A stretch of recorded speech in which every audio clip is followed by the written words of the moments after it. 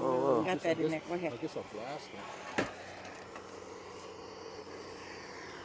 You kind of get the flame down on the side, so it has a chance for the flames to come up.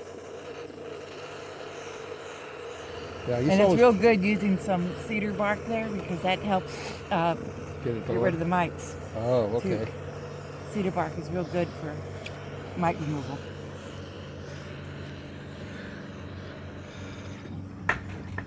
Let it burn a little.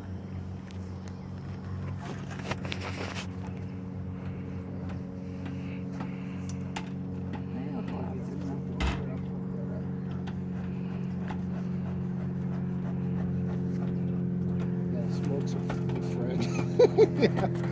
Yeah, you know, I was use these pellets. How do they work? They seem to work pretty well. Once they get going, they last.